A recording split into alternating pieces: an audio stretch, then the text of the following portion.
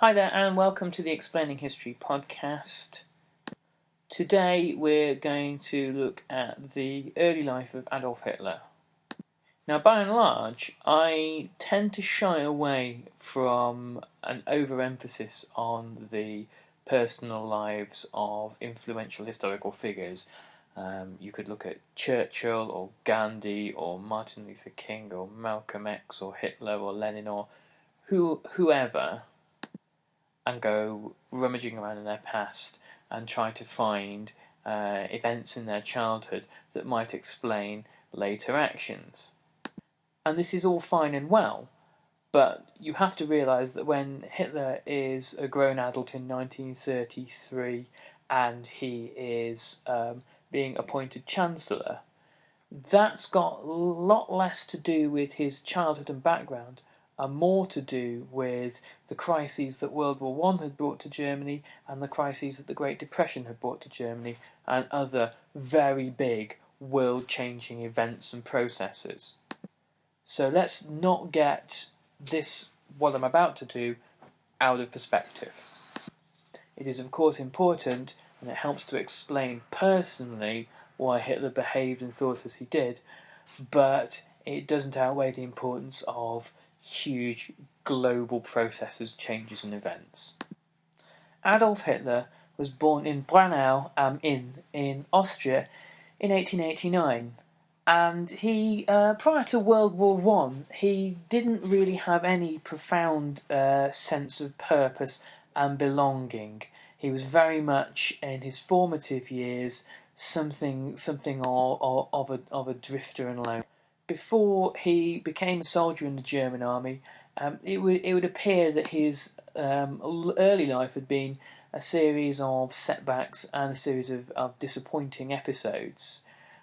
His father, Alois Hitler, was a civil servant. He'd been a former civil servant, and was a very domineering, remote, austere, intimidating figure in Hitler's life.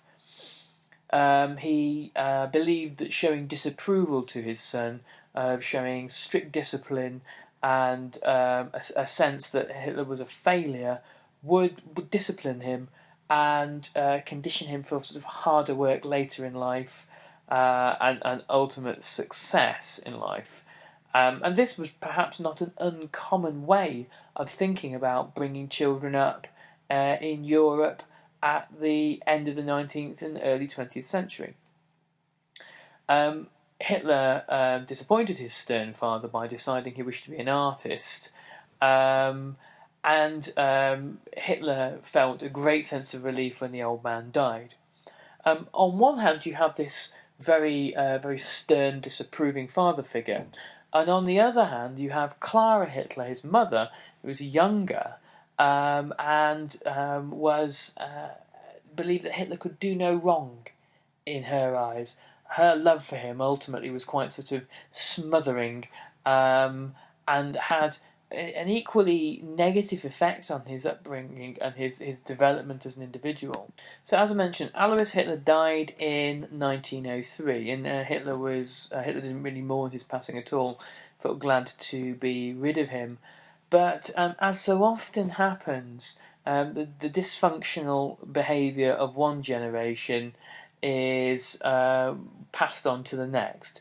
When Hitler was at school, he had developed a kind of a liking of authoritarian behaviour. He enjoyed giving orders to other children. And he spent a lot of time with younger pupils because perhaps they were easier for him to interact with. Hitler seems to have been a boy without a great deal of confidence, and picking younger children to hang around with helped him a lot in that regard. He'd grown up on the frontiers of the Austro-Hungarian Empire, and this was the most racially diverse empire in Europe and the most ethnically varied empire in Europe. And the German part of the Austrian Empire that he had grown up in was fiercely nationalistic. The ethnic Germans within the Austrian Empire looked at the Slavs, the Czechs, the Magyars, the Slovenes, the Slovaks, Italians, Poles, and Jews that they shared the empire with, and were dismissive, to say the least, looking upon them as really as this racial and ethnic kind of riffraff. Hitler had no desire, when war broke out, to join the Austrian army and fight for this, what he viewed as being a Mongol empire. He wanted to cross the border and fight for Germany. He had the fortune to receive part of his father's estate when he was aged 18. The Austrian government had been very generous when it came to mid-level civil servants like Hitler's father. And Hitler decided that he was going to go to Vienna and pursue his dream of becoming an artist. He failed to gain entry to the prestigious Vienna Academy of Art. His work, if you've ever had the chance to look at it, it might be worth googling just for a moment. It was very mediocre, a sort of a very very average standard of work. And once again, Hitler's upbringing, the lessons he'd learned from his parents, ill-equipped him to deal, as we all must, with a sense of failure or setback.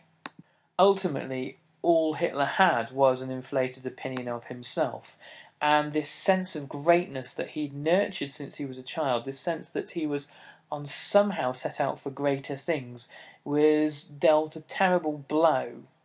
And it's about this time, though it could well have been earlier, that we see the first recorded anti-Semitic utterances from Hitler, and they can be traced back to this period.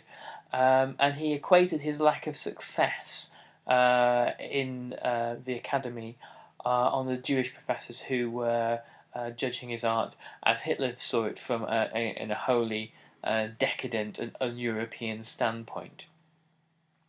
Later on in 1924, when he was writing Mein Kampf, he said basically that it was in Vienna that he first became an anti-Semite and became aware of the city's Jewish population.